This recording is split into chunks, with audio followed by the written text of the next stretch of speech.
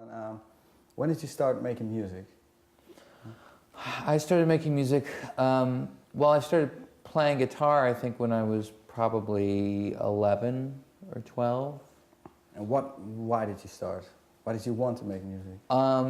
Because it was kind of at a time when I was beginning to learn and love music, like finding my own records and finding my own bands that I liked, and I've just started to really love music, so it seemed like it followed that I should learn to play it as well. Yeah, but have you always wrote songs like this, like you're doing now, the real stories? No, I mean, a little bit, I guess I've been drawn to that, because when I was a kid, I was really interested in writing stories. But I think my initial attempts at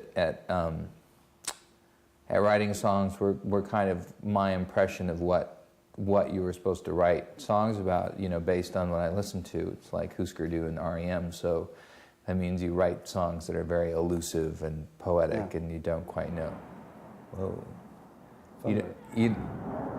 You don't quite know what it means. Very poetic, you know, and heightened language. And so I think initially that's the kind of stuff that I was writing, songs that just didn't make any sense. Did you say you were writing stories when you were a kid? Yeah.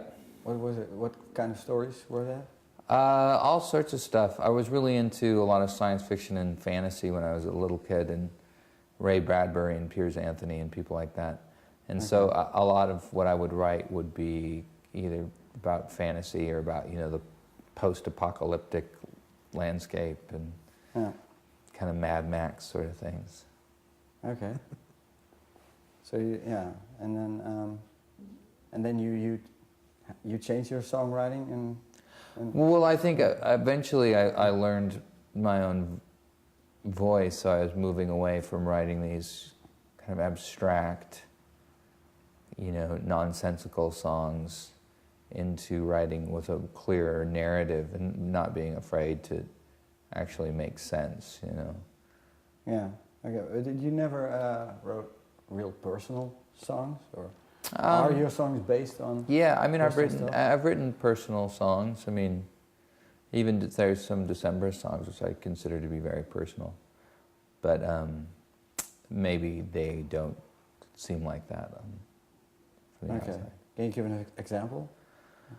Well, I think Red Right Ankle is one, kind of in my head, more of a kind of a traditional love song, even though it's got some gypsy uncles, you know, with hideaways in the Pyrenees and things. And yeah.